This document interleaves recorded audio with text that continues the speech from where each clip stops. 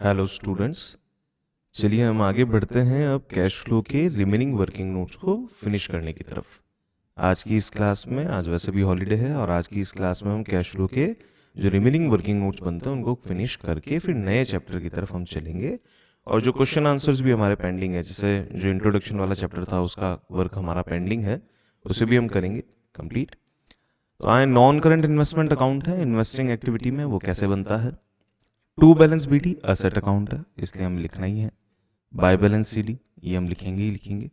अगर इन्वेस्टमेंट्स को खरीदा गया है तो टू बैंक परचेज, इन्वेस्टमेंट्स को सेल किया है बाय बैंक सेल, सेल करने पे अगर हुआ है लॉस तो इसे लिखेंगे यहाँ बाय P&L, और अगर हुआ है गेन तो हम लिखेंगे इस जगह पे। अब बढ़े आगे। Further for the calculation of interest on investment, अगर नॉन करंट इन्वेस्टमेंट्स के नियर बाई में कोई रेट ऑफ इंटरेस्ट दे रखी है, सपोज 10%, 12%, 15%, 18%, 8%, कोई भी रेट अगर दे रखी है तो आपको इंटरेस्ट की कैलकुलेशन जरूर करनी होगी। Interest on non current investment कैसे कैलकुलेट करेंगे? प्रिंसिपल अमाउंट जो बेसिक अपन यूज में लेते हैं, multiply by rate multiply by period, कितने टाइम पीरियड के लिए कितने रुपए के इन्वेस्टमेंट्स रहे, अमाउंट ऑफ इन्वेस्टमेंट्स और उसका कम relative time period multiply by rate percentage जो भी बनता है। अब आए तो क्वेश्चन नंबर 16 हम लेने वाले हैं। बैलेंस शीट इंफॉर्मेशन दे रखी है, नॉन करंट इन्वेस्टमेंट 1 लाख से 250 हो गए। Additional non current investments were purchase on 1/4/2023। नए जो डिबेंचर्स परचेज किए गए थे, देखिए 1 लाख से आपके 2,50,000 के डिबेंचर्स नहीं, इन्वेस्टमेंट्स 1 लाख से आपके इन्वेस्टमेंट्स हो चुके थे 2,50,000 के। दैट मीन्स आपके इन्वेस्टमेंट्स कितने बढ़े? 1,50,000। अब ये कब बढ़े? शुरुआत में बढ़े, एंड में बढ़े? तो इन्होंने डेट दे रखी है, एडिशनल इन्वेस्टमेंट्स इशू किए गए हैं 1/4/2023 को, यानी कि इसी डेट में बढ़ गए। क्लियर है? यहीं पे ही बढ़ गए थे। तो शुरुआत से ही कितने रुपए के आपके पास में इन्वेस्टमेंट्स अवेलेबल हैं? 2,50,000 रुपीज के इन्वेस्टमेंट्स आपके पास में शुरुआत से ही अवेलेबल है। तो यहाँ पे दो बातें आपको समझनी होगी। पहली बात, इन्वेस्टमेंट्स खरीदने से पैसा गया है, और दूसरी बात, उसके ऊपर इंटरेस्ट का आपको रिसीट होगा। ठीक है, इंटरेस्ट ऑन इन्वेस्टमेंट आपको मिलेगा। तो आइए सबसे पहले इन्वेस्टिंग एक्टिविटी में हम जाएंगे, सीधे CFS एडजस्टमेंट्स की बात करते हैं। अकाउंट बनाने की भी जरूरत नहीं है, सीधा सामने समझ में आ रहा है। Investing activity, friend enemy rule को आप सीधा सीधा अप्लाई करें, हो जाएगा। तो इन्वेस्टिंग एक्टिविटी में हम लिखेंगे परचेज ऑफ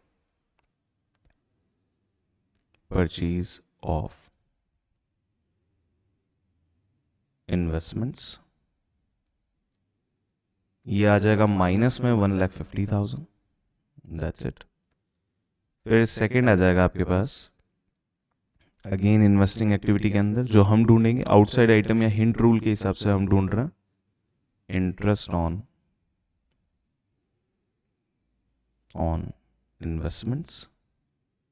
कैलकुलेशन डाल देते हैं, फुल ईयर के लिए कितने रुपए के इन्वेस्टमेंट्स हमारे पास में रहे थे। We already have discuss this thing, 2,50,000 was the value, multiply by rate of investment आपका दे रखा है, रेट ऑफ इंटरेस्ट दे रखा है 10%। तो टोटल वैल्यू जो आपकी बनती है, वेट अ सेकेंड,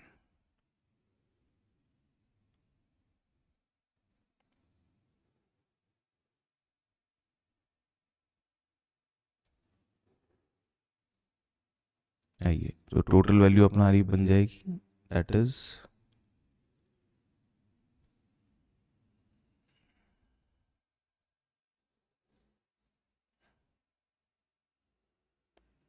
25,000। और इस 25,000 के रिसीट को हम वापस से नलीफाई करेंगे ऑपरेटिंग एक्टिविटी में जाके, ताकि बैलेंस शीट या कैश फ्लो आपस में मैच हो। वहां लिखा जाएगा interest on investment, this is non operating income, तो वहां से हटाना होगा इसे। इंटरेस्ट ऑन इन्वेस्टमेंट्स, ये प्रॉफिट एंड लॉस अकाउंट में ऐड की गई थी, ऐड हुई थी पहले से, तो इसे हम वापस रिड्यूस करेंगे। इस तरीके से एक नलीफाइंग इफेक्ट आ जाएगा। 25,000 एक जगह पे प्लस हो गए, 25,000 दूसरी जगह पे माइनस हो गए। डन। बढ़ते हैं आगे। 2 लाख से 3 लाख हुए, तो पहली बात जो हमें समझ में आई इन्वेस्टिंग एक्टिविटी के अंदर, परचेज ऑफ इन्वेस्टमेंट्स,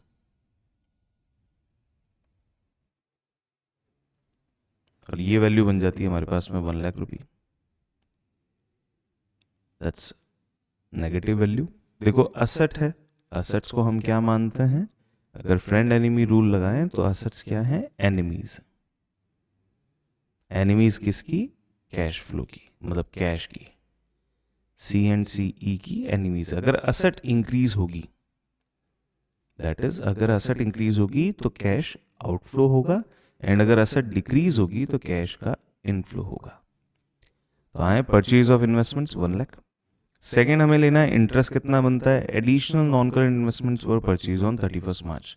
जो नए डिबेंचर्स हैं, नए इन्वेस्टमेंट्स जो हैं, उन इन्वेस्टमेंट्स को कब परचेज किया गया था, उन इन्वेस्टमेंट्स को खरीदा गया था एट द एंड, यानी कि ये थे शुरुआत के, अंडरस्टैंडिंग पर्पस के लिए आप समझें इसको, ये थे एंड के।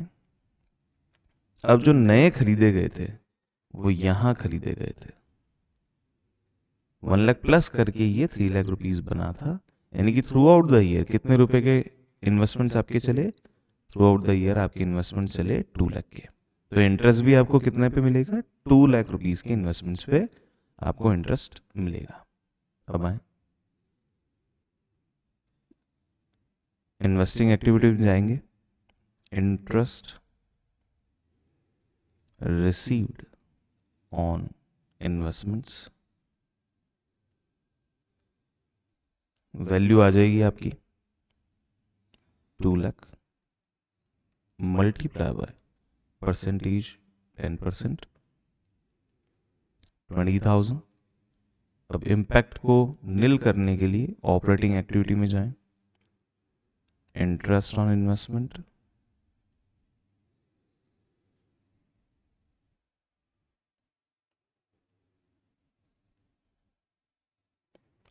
$20,000 माइनस। इस तरीके से इसे किया जाएगा। लेट्स मूव नेक्स्ट क्वेश्चन की तरफ बढ़ते हैं। बैलेंस शीट इंफॉर्मेशन दे रखी है 3 लाख 2 लाख, 2 लाख से 3 लाख हो गए, 12% नॉन करेंट इन्वेस्टमेंट्स हैं। New non current investments for purchase on 1 सितंबर। 1 सितंबर की बात है, यहां आपको वर्किंग नोट बना के कैलकुलेट अलग से जरूर करना चाहिए। 1 सितंबर के पहले तक 2 लाख रुपए के इन्वेस्टमेंट्स थे, 1 सितंबर के बाद तक नए खरीद होने के बाद 3 लाख रुपीस के इन्वेस्टमेंट्स हो गए। तो calculation of interest on investment साथ साथ में लिखते जाएं, क्वेश्चन का रेफरेंस डाल दें।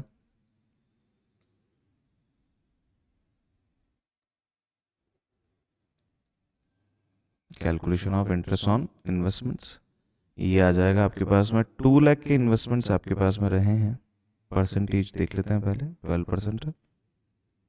ये रहे हैं सितंबर के पहले तक,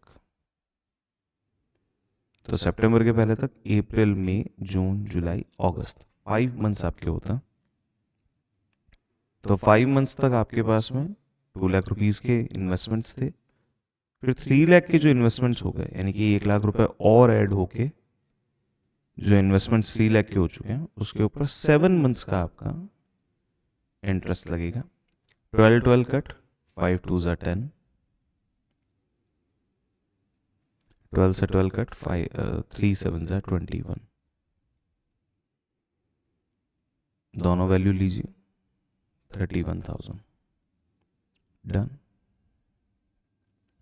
अब आए, ये हो चुका है कंप्लीट। अब कैश फ्लो एडजस्टमेंट्स की बात करता हूं।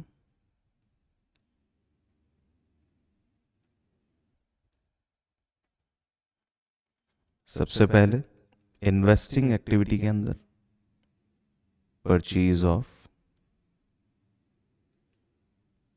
इन्वेस्टमेंट्स, ये हो जाएगा -1 लाख रुपये, 2 लाख से 3 लाख हो गए थे, ये हो चुका है। अब सेकेंड इन्वेस्टिंग एक्टिविटी के अंदर वैल्यू आएगी, जो सेकेंड वैल्यू आने वाली है that is interest on investment. Interest on investment आप लिख सकते हैं आगे रिसीव्ड 31,000, और इंट्रा ऑपरेटिंग में चला जाएगा, interest on investment 31,000 minus, operating में से इस इनकम को बाहर निकाला जाएगा जो ऑलरेडी एडेड है। ये हो चुका है डन। क्वेश्चन नंबर 19 की तरफ बढ़ता हूं। बैलेंस शीट में 8 लाख 5 लाख दे रखा है। एडिशनल इन्फॉर्मेशन दे रखी है, non current investments were sold at a loss of 10% on 1 अप्रैल 23। अब कितने के इन्वेस्टमेंट्स को बेचा गया? सीधा सीधा यहाँ पे देखने को मिलता है 8 लाख वर्सेस 5 लाख, यानी कि 3 लाख के इन्वेस्टमेंट्स को आपने सेल किया होगा। नॉन करंट इन्वेस्टमेंट का अकाउंट बना लेता हूं, नॉन करंट इन्वेस्टमेंट्स, ये अकाउंट हम बना लेते हैं। To balance BD by balance CD,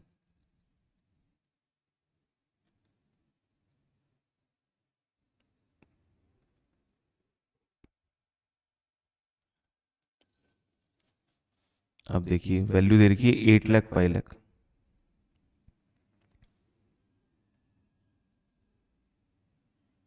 during the year non current investments were sold at a loss of 10%। कितने के नॉन करंट इन्वेस्टमेंट कम दिख रहा है हमें? 3 लाख के।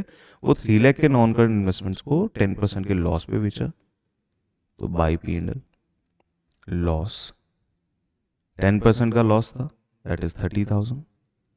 तो बिका कितने में होगा? बाय बैंक, सेल वैल्यू आ रही है यहाँ पे, इट्स 2,70,000। ये हो चुका है डन। ये बन गया आपका अकाउंट। अब कौन कौन सी चीज कहाँ जाएगी, एक इंटरेस्ट भी कैलकुलेट कर लेता है। ये जो सेल किया गया है ये साल की शुरुआत में कर दिया गया था, यानी कि साल के बिगिनिंग में ही, एट द ईयर बिगिनिंग हमने 3 लाख के इन्वेस्टमेंट्स को बेच दिया था, यानी कि पूरे साल भर कितने रुपए के इन्वेस्टमेंट आपके चले थे? 5 लाख के। तो एक वर्किंग नोट ये भी आ जाएगा, इंटरेस्ट ऑन इन्वेस्टमेंट,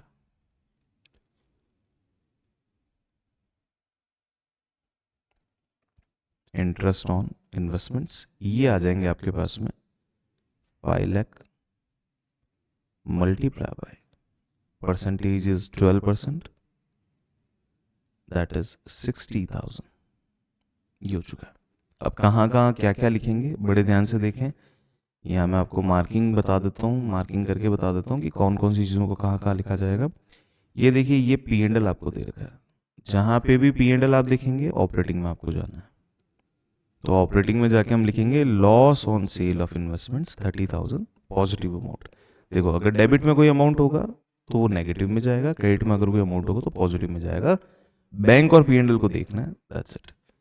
सेकेंड, यहाँ दे रखा है आपको बैंक, बैंक जाएगा इन्वेस्टिंग एक्टिविटी में, लिखेंगे हम सेल ऑफ इन्वेस्टमेंट्स और अमाउंट आ जाएगा 2,70,000। ये हो गए दो treatment. Balance CD balance BD का कुछ नहीं करना। अब बारी आती है इंटरेस्ट ऑन इन्वेस्टमेंट्स की।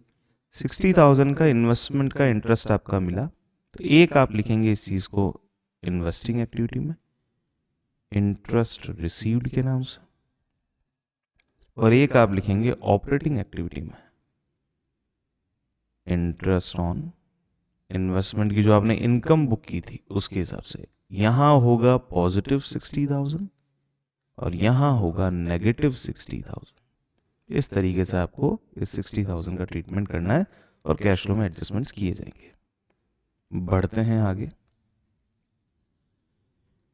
बैलेंस शीट इंफॉर्मेशन दे रखी है 31 मार्च और 31 मार्च 23-24 दोनों 10 lakh 6 lakh. Non current investment were sold at a profit of 10%, इस बार प्रॉफिट पे बेचा है। बनाइए अकाउंट बनाता हूं, नॉन करंट इन्वेस्टमेंट्स अकाउंट,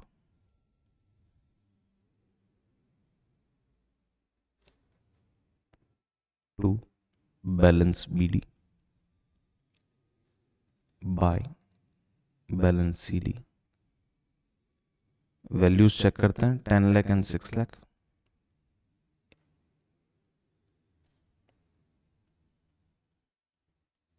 आगे बढ़े। Non current investments was sold at a profit of 10%। देखिए गैप आ रहा है 4 लाख इन्वेस्टमेंट्स का, 4 लाख के इन्वेस्टमेंट्स को 10% के प्रॉफिट पे बेचा, तो प्रॉफिट वैल्यू हो जाएगी 40,000। To P&L account,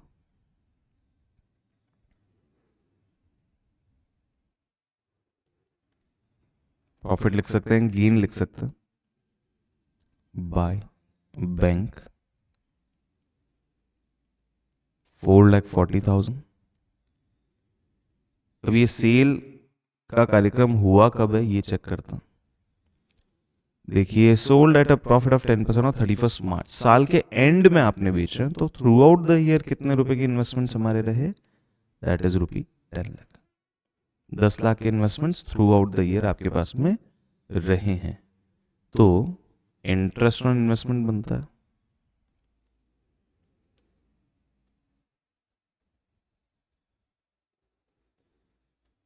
interest on investment बनता है 10 लाख का,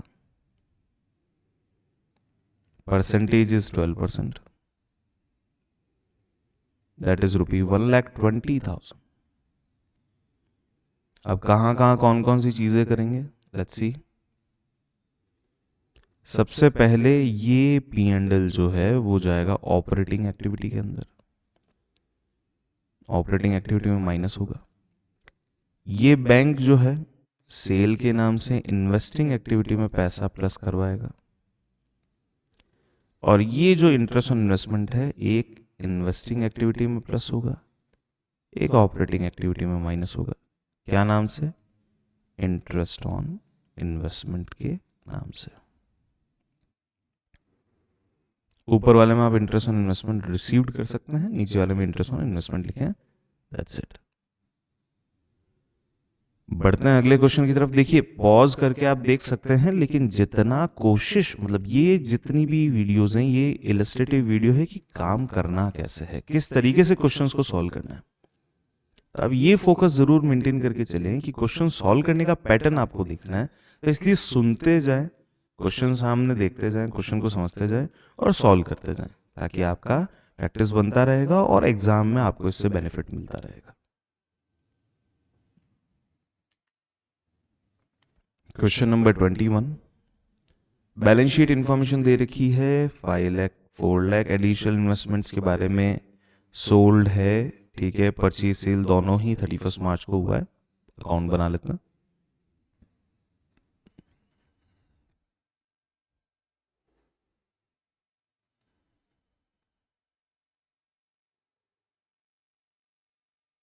non current investment account, to balance BD,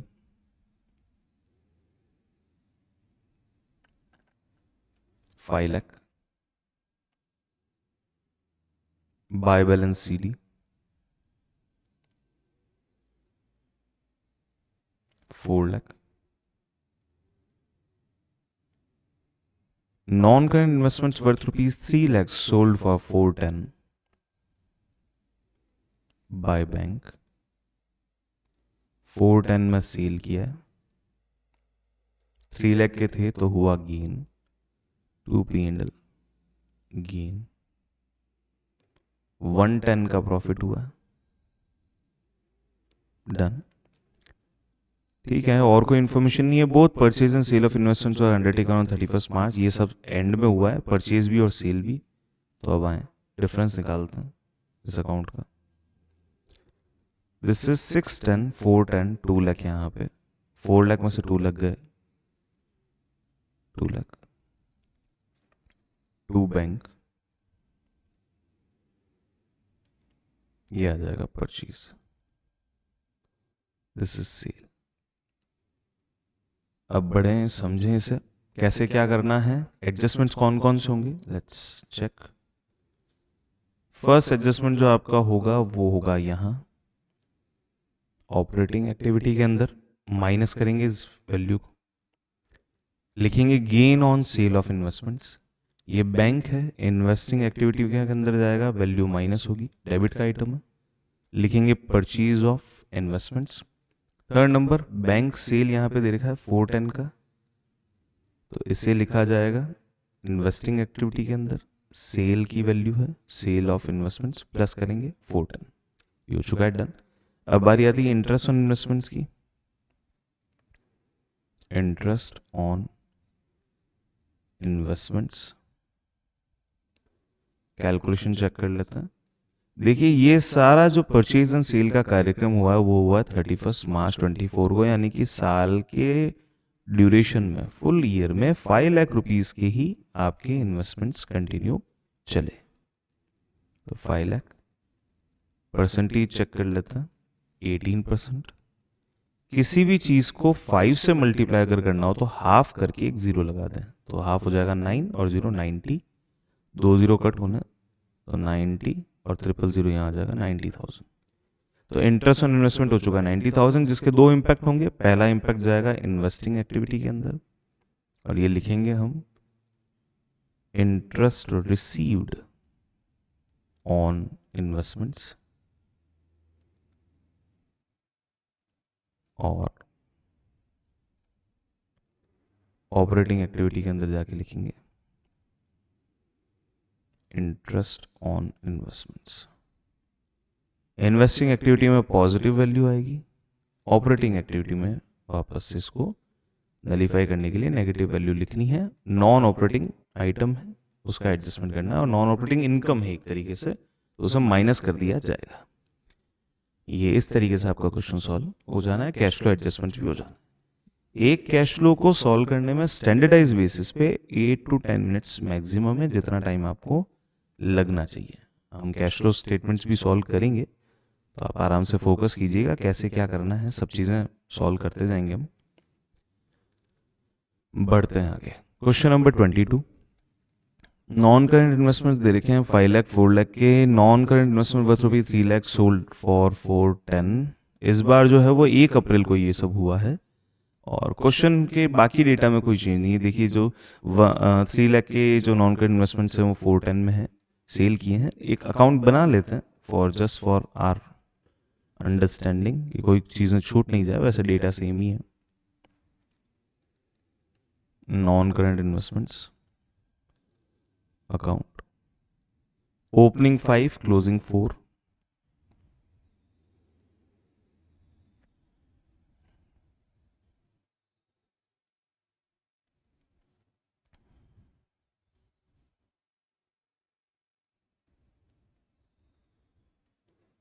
to balance BD, here it is buy balance CD, buy bank 4,10,000 rupees में आपने सेल किया है। अब आ जाए टू बैंक,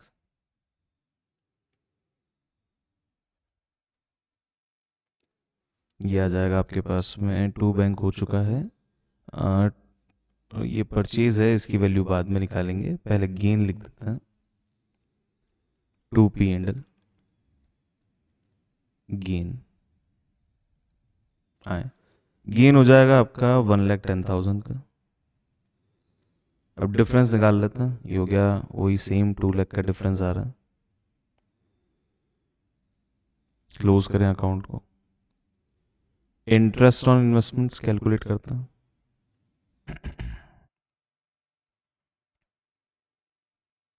लीजिए पूरे साल भर कितने रुपए के इन्वेस्टमेंट्स रहे उसके ऊपर आपका इंटरेस्ट बनता है।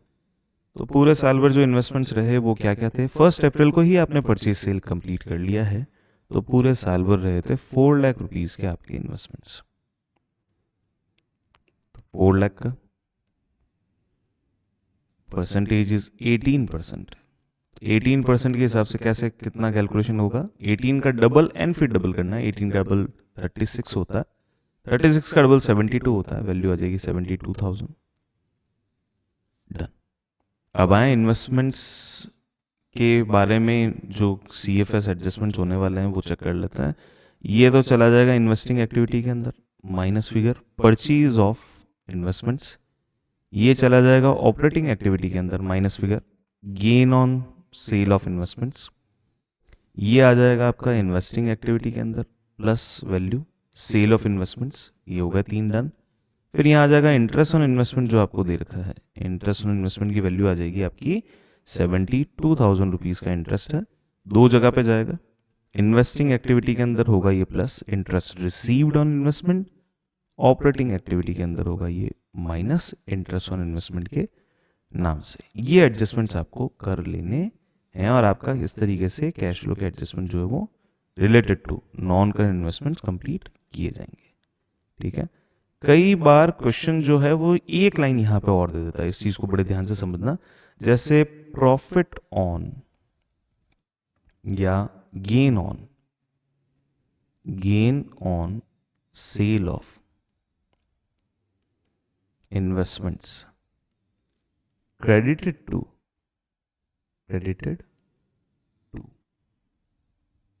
कहाँ क्रेडिट कर दिया गया था? Gain on sale of investment, that is capital reserve.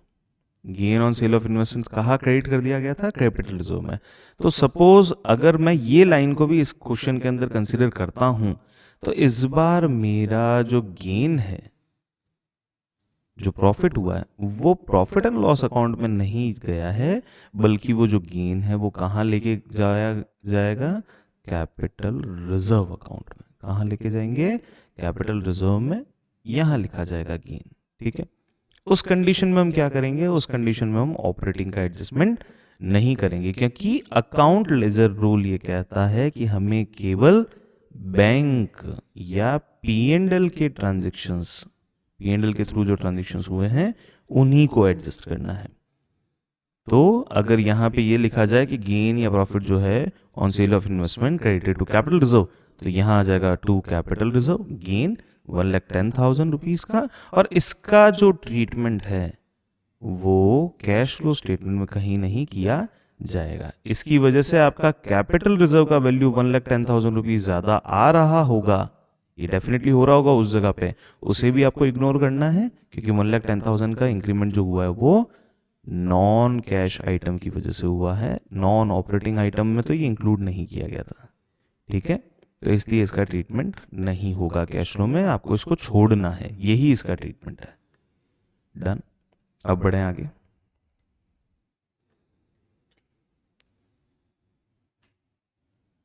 अब इंटरेस्ट ऑन डिबेंचर्स की हम बातें कर रहे हैं, और डिबेंचर एंड लोन के रिगार्डिंग हम वर्किंग यहाँ पे करने वाले हैं। तो बड़े ध्यान से चलें, यहाँ पे ज़्यादा इन्फॉर्मेशन आपको मिलनी नहीं है, मतलब थोड़ी ही इन्फॉर्मेशन में बिना अकाउंट बनाए आप इसका काम कर सकते हैं। पहली बार डिबेंचर या लोन की हम बात करें तो लाइबिलिटी साइड के आइटम है, यानी कि ये दोस्त कैटेगरी के आइटम है कैश फ्लो के लिए। अगर लोन लिया जाता है, यानी कि लोन बढ़ता है, अगर लोन बढ़ता है तो उसे इनफ्लो कहा जाएगा, और इनफ्लो में पैसा भी बढ़ता है। ठीक है, लोन का प्लस होना यानी कि कैश का इनफ्लो होना है, और लोन का माइनस होना यानी कि कैश फ्लो का आउटफ्लो होना है। तो अब आए ट्रीटमेंट देखते हैं। 10% डिबेंचर्स जो थे वो 5 लाख से हो चुके हैं 6 लाख। ठीक है, 10% डिबेंचर्स 5 लाख से हो चुके हैं 6 लाख रुपीज पे पहुंच चुके हैं, यानी कि 1 लाख रुपए के डिबेंचर्स आपने इश्यू किए। तो सबसे पहले तो फाइनेंसिंग एक्टिविटी में पहुंच जाओ। प्रोसीड फ्रॉम डिबेंचर लिख दो। क्या लिखना है? प्रोसीड। प्रोसीड का वर्ड का मीनिंग होता है पैसे मिलना।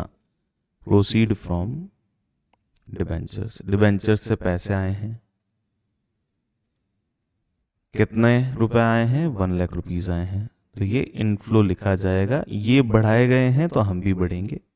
अब फाइनेंसिंग में दूसरी चीज करनी है, interest on debentures. Interest on debentures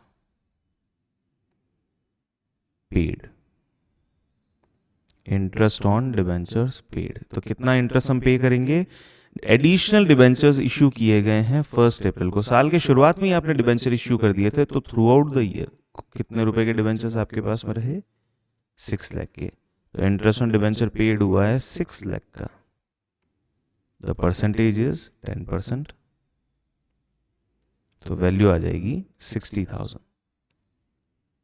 इतना आपने इंटरेस्ट ऑन डिबेंचर का पेमेंट किया है, तो यहां आएगी वैल्यू नेगेटिव में, और इसका इंपैक्ट नलीफाई करने के लिए आप ऑपरेटिंग एक्टिविटी में जाके लिखेंगे इंटरेस्ट ऑन डिबेंचर्स। ऑपरेटिंग के एडजस्टमेंट वाले सेक्शन में आप जाके लिखेंगे इंटरेस्ट ऑन डिबेंचर्स 60,000 रुपीज। ये इस तरीके से किया जाएगा। ठीक है, क्यों किया जाएगा? देखो, बैलेंस शीट के अंदर तो केवल ये एक ही आइटम था जिसका इंपैक्ट आपको एक ही जगह पे देना था। अब जो हमने ढूंढा है आउटसाइड आइटम या हमने हिंट के बेस पे कैलकुलेट किया, वो आइटम ऐसा है जो बैलेंस शीट में इंक्लूडेड नहीं है। जैसे इंटरेस्ट ऑन डिबेंचर का अमाउंट बैलेंस शीट के अंदर ऑलरेडी इंक्लूडेड नहीं है, तो उसका ट्रीटमेंट हमें करना पड़ेगा हमारे लेवल पे। बढ़े आगे, question number 24। Balance sheet information दे रखी है, 8 लाख से 10 लाख हो गए, तो फाइनेंसिंग में जाके फटाफट से लिखेंगे प्रोसीड फ्रॉम डिबेंचर्स। डिबेंचर से पैसे मिले, कितने मिले हैं? 2 लाख रुपीस मिले हैं। अब ये नए डिबेंचर्स इशू कब किए गए थे? 31 मार्च 24, यानी कि ईयर एंड पे इशू किए गए। तो थ्रू आउट द ईयर कितने रुपए के डिबेंचर्स चले? That was 8 lakh rupees. तो फाइनेंसिंग एक्टिविटी में लिखेंगे इंटरेस्ट पेड ऑन डिबेंचर्स।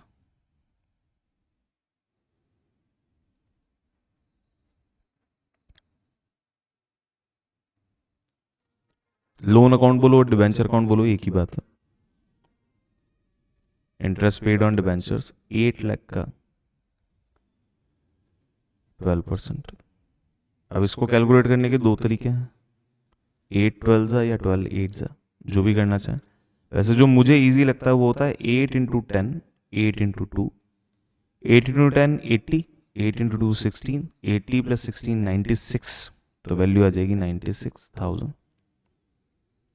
ये इंटरेस्ट हमने पे किया। अब बढ़े आगे, ऑपरेटिंग में इसका रिवर्स इंपैक्ट देना पड़ेगा, इंटरेस्ट ऑन इन्वेस्ट डिबेंचर्स 96,000। ये हो चुकी है आपकी अगली वैल्यू। अब बढ़े आगे, बैलेंस शीट इंफॉर्मेशन दे रखी है, 8 लाख से हो चुका है 6 लाख, यानी कि कम हुआ है, तो हमने रीपेमेंट किया होगा। डिबेंचर्स के केस में वर्ड यूज में आता है रीपेमेंट के लिए redemption. Redemption of debentures. Debentures का रिडेम्पशन किया गया, वैल्यू बनती है 2 लाख। डन। नेगेटिव दोस्त हैं, ये कम हो रहे हैं तो हम भी कम होंगे, हो गया। एडिशनल डिबेंचर्स वर एडिशनल इंफॉर्मेशन देखिए, डिबेंचर्स वर रिडीम्ड ऑन 1 अप्रैल 2023। 1 अप्रैल 23 को आपने डिबेंचर्स को रिडीम किया है, तो पूरे साल भर कितने रुपए के डिबेंचर चले? 6 लाख के। आए लिखें, फाइनेंसिंग एक्टिविटी में पहले जाएंगे इंटरेस्ट ऑन डिबेंचर्स,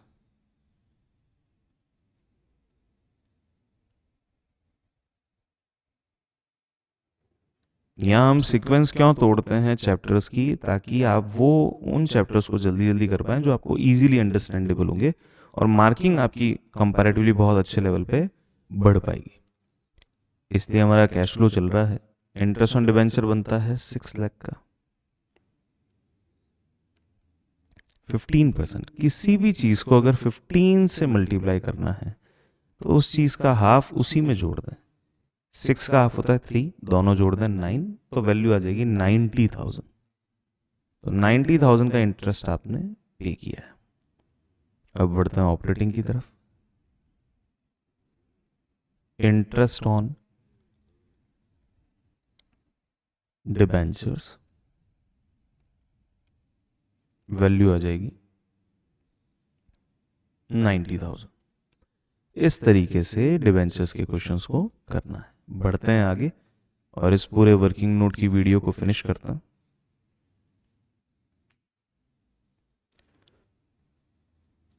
लीजिए 5 लाख से हो चुके हैं 2 लाख, तो फाइनेंसिंग एक्टिविटी में जाएंगे। फाइनेंसिंग एक्टिविटी में लिखेंगे redemption of debenture, redemption of debentures, value आ जाएगी आपकी 3 लाख। रिडेम्पशन हुआ है तो माइनस में लिखेंगे, डिबेंचर्स रिडीम्ड ऑन 31 मार्च, साल के एंड में रिडीम किए, तो थ्रू आउट द ईयर कितने के डिबेंचर चले? 5 लाख के। एक जाएगा फाइनेंसिंग एक्टिविटी में। Interest paid on debentures,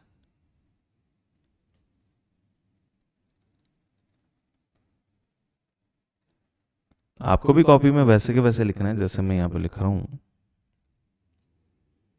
5 lakh का 12%, 60,000 ये आपने पे किया है, माइनस ऑपरेटिंग एक्टिविटी में चले जाए, इंटरेस्ट ऑन डिबेंचर्स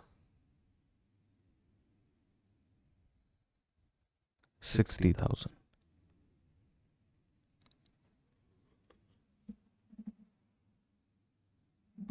अब बढ़ते हैं आगे।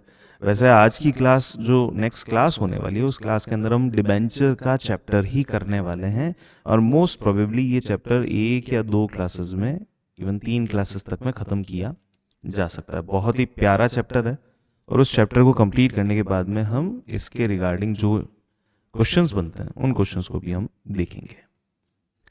अब आए बैलेंस शीट इंफॉर्मेशन की बात करता हूं। क्वेश्चन नंबर 27 में 10% डिबेंचर्स हैं, 5 लाख से हो गए हैं 2 लाख के। तो पहले फाइनेंसिंग एक्टिविटी के अंदर रिडेम्पशन ऑफ डिबेंचर्स,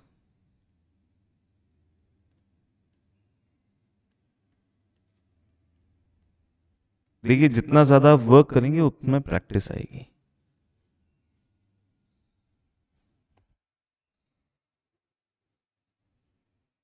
$3 लाख नए डिबेंचर जो वो, अच्छा ये तो ऑलमोस्ट ही सेम ही क्वेश्चन है, कोई इसमें चेंजेस नहीं है, कॉपीड हो चुका है। यहाँ 10% का यहाँ पे इंटरेस्ट दे रखा है, ठीक है देख लेते हैं। फाइनेंसिंग एक्टिविटी में debentures were redeemed on 31 March, year and के ऊपर आपने डिबेंचर्स का रिडेम्पशन किया, तो थ्रू आउट द ईयर आपके 5 लाख रुपीज़ के ही डिबेंचर चले होंगे। तो लिख लेते हैं इंटरेस्ट पेड ऑन डिबेंचर्स,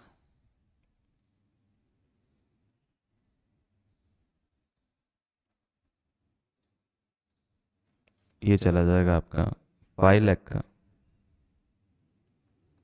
10%। देखो इतनी छोटी सी इंफॉर्मेशन चेंज से यहाँ 10% हो गया है, आपके कैश फ्लो के आंसर्स काफ़ी हद तक चेंज हो जाएंगे। 10,000 रुपीज़ का कैश फ्लो जो है वो ऑपरेटिंग और इन्वेस्टिंग का, ऑपरेटिंग और फाइनेंसिंग का चेंज हो जाएगा। 50,000 माइनस करेंगे, ये पे किया है आपने ऑपरेटिंग एक्टिविटी में इम्पैक्ट नलीफाई करने के लिए, इंटरेस्ट ऑन डिबेंचर्स, इससे लिखा जाएगा 50,000 रुपीज़ पॉजिटिव। बढ़ते हैं आगे। बैलेंस शीट इंफॉर्मेशन दे रखी है, 10 लाख और 7 लाख का बैंक लोन है, ठीक है। बैंक लोन कम हुआ है तो रीपेमेंट वर्ड यूज में लेंगे, फाइनेंसिंग एक्टिविटी में जाके लिखेंगे रीपेमेंट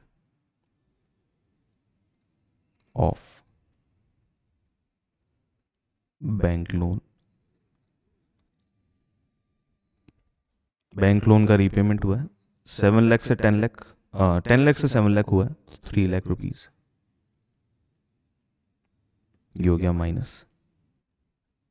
आउटस्टैंडिंग इंटरेस्ट भी दे रखा है 15,000 का, तो पहले इंटरेस्ट कैलकुलेट कर लेते हैं, इंटरेस्ट बनता कितना है।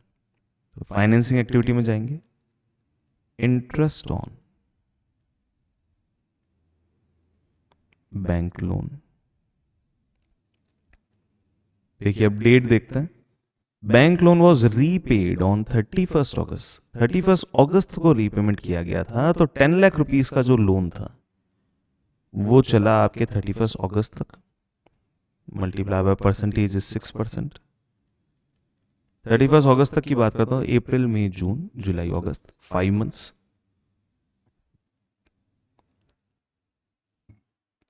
और रिमेनिंग 7 लाख का जो आपका इंटरेस्ट है वो बना है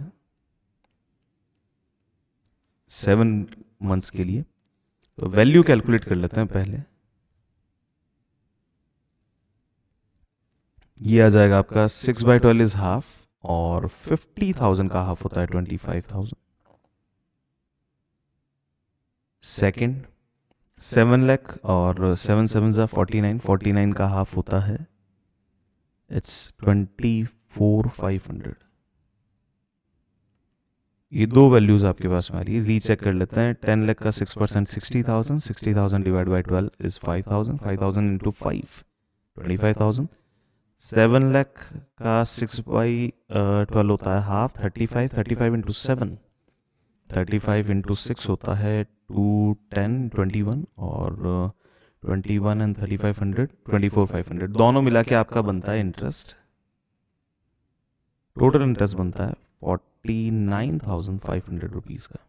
अब यहाँ पे एक चीज़ समझने की है कि आउटस्टैंडिंग इंटरेस्ट दे रखा है 15,000 का, अभी इंटरेस्ट पे नहीं किया है, 15,000 का इंटरेस्ट हमने पे नहीं किया है, तो वैल्यू क्या बनती है, पे कितना किया होगा 34,500 का इंटरेस्ट आपने पे किया होगा, 34,500 का इंटरेस्ट आपने पे किया होगा। लेकिन ऑपरेटिंग एक्टिविटी में, क्योंकि बैलेंस शीट में ऑलरेडी ये डेटा दे रखा है, तो ऑपरेटिंग एक्टिविटी में वैल्यूज अलग जाएगी।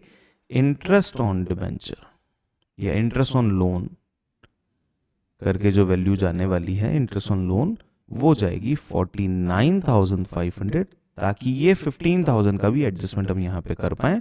49,500 रुपीज का आपका आउटस्टैंडिंग इंटरेस्ट है। क्लियर है, आउटस्टैंडिंग इंटरेस्ट की वैल्यू आपकी 49,500 रुपीज की यहाँ पे बनती है। डन। इस तरीके के एडजस्टमेंट जैसे आउटस्टैंडिंग इंटरेस्ट दे रखा है, वैसे ही आपका आ सकता है dividend unpaid.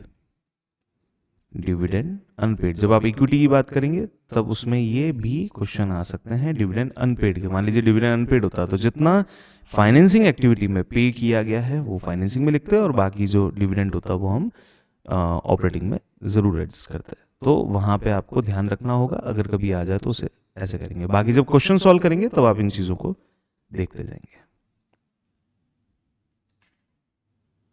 Last working note section है। वैसे डिविडेंड और इंटरिम डिविडेंड, फाइनल डिविडेंड यहाँ पे हमने ले लिया है, बट इसके अंदर हमने अनपेड डिविडेंड के क्वेश्चन को नहीं कंसिडर किया है। मैं आपको वैसे ही करवा दूंगा। अनपेड डिविडेंड का जो क्वेश्चन होगा वो देखिए, interim dividend paid during the year है 23-24 का 48,000। अब इंटरिम डिविडेंड का मतलब क्या होता है और फाइनल डिविडेंड का मतलब क्या होता है ये समझ लें।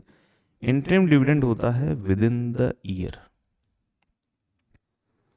विद इन द ईयर, और फाइनल डिविडेंड होता है after the end, after the end of year.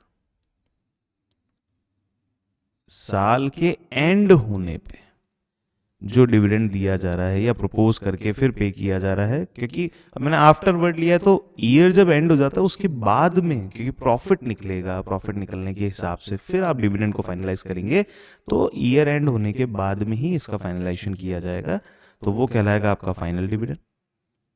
आप उसे नॉर्मल डिविडेंड नाम से भी जानेंगे।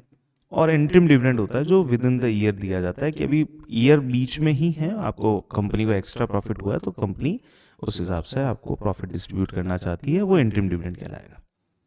अब आए, इन्फॉर्मेशन दे रखी है। Interim dividend paid during the year 48,000। Additional information है, आउटसाइड आइटम, आउटसाइड आइटम है। आउटसाइड आइटम के दो इंपैक्ट हम समझ चुके हैं पहले से ही करने। लिखिए इंटरिम डिविडेंड पेड, जिन्होंने फंड दिया था उन्हीं को हमको इंटरिम डिविडेंड का पेमेंट करना है, तो फाइनेंसिंग एक्टिविटी में जाके 48,000 रुपीज माइनस करेंगे,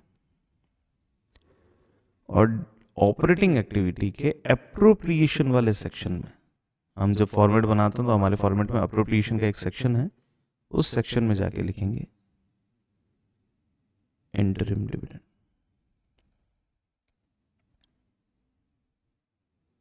48,000 ये हो जाएगा आपका डन। अब आए क्वेश्चन नंबर 30। इंटरिम डिविडेंड का पेमेंट हुआ है 96 का, और यहाँ पिछले साल का प्रपोज डिविडेंड था 145, जिसका भी आपने पेमेंट किया होगा। प्रपोज डिविडेंड 31 मार्च 24 का है 165।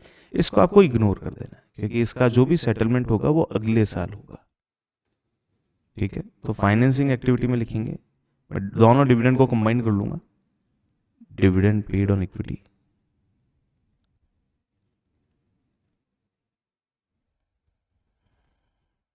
इक्विटी डिविडेंड आपने पे किया है। जनरली इक्विटी शेयर ही आपके कंसिडरेशन में रहेंगे, तो प्रेफरेंस शेयर को इसलिए यहाँ पे इग्नोर करके चल रहा हूँ। अगर किसी क्वेश्चन में आएगा तो हम जरूर उसे अटेम्प्ट करेंगे। तो डिविडेंड पेड ऑन इक्विटी ये आ जाएगा आपका 145 एंड 96। 96 का मतलब होता है 100 माइनस 4, 145 प्लस 100 245 माइनस 4 241, ये हमने पे किया है। ऑपरेटिंग एक्टिविटी के अंदर आप चले जाएं एप्रोप्रिएशन वाले सेक्शन में, और वहां आप लिख देंगे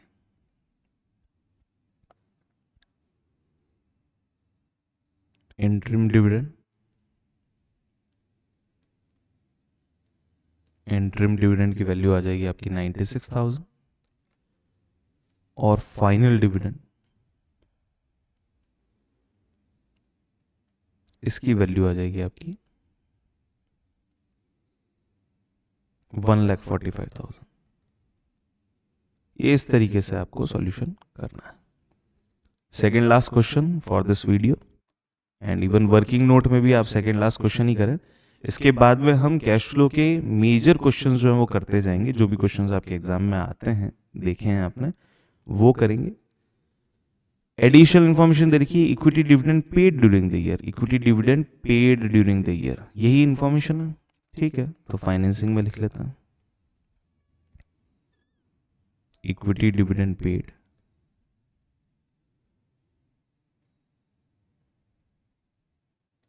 ये आ जाएगा माइनस का 116,000, और ऑपरेटिंग में आ जाएगा एप्रोप्रिएशन वाले सेक्शन में इक्विटी डिविडेंड, ये वैल्यू आ जाएगी 116,000। Done. Last question, question number 32। Balance sheet में इंफॉर्मेशन दे रखी है 5 लाख की इक्विटी और 10 लाख की इक्विटी, ये 31 मार्च 23 और 31 मार्च 24 है। पहली बात तो ये है कि फाइनेंसिंग एक्टिविटी में हम जाके लिख देंगे proceed from equity share, proceed from equity shares, ये वैल्यू आ जाएगी आपकी 5 लाख। पैसे आए हैं।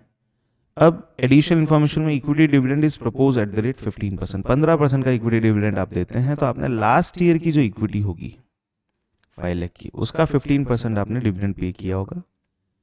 Dividend paid on equity, dividend paid on equity shares, equity share पे आपने डिविडेंड पे किया है 5 लाख का 15% 75,000। जितनी इंफॉर्मेशन अवेलेबल है उस इंफॉर्मेशन के हिसाब से ये वैल्यू बनती है। और ऑपरेटिंग में आप एप्रोप्रिएशन वाले सेक्शन में लेके जाएंगे डिविडेंड ऑन इक्विटी,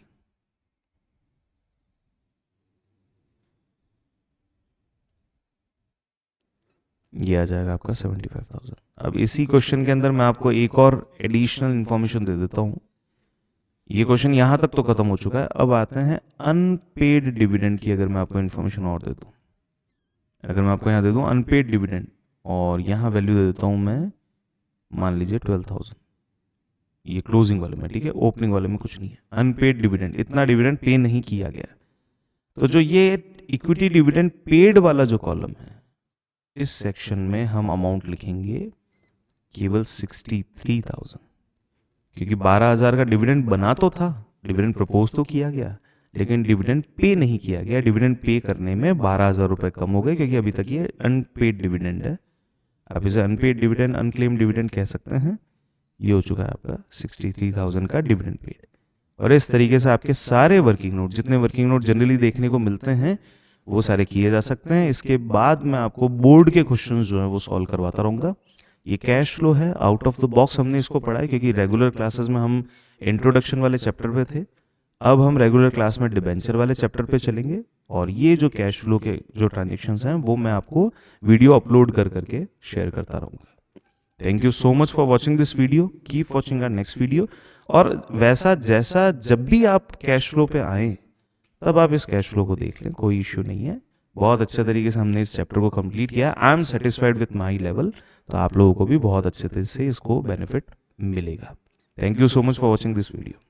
और अगर आपको लगता है कि ये वीडियो किसी और बच्चे के काम आ सकती है, शेयर ज़रूर करें। Thanks a lot.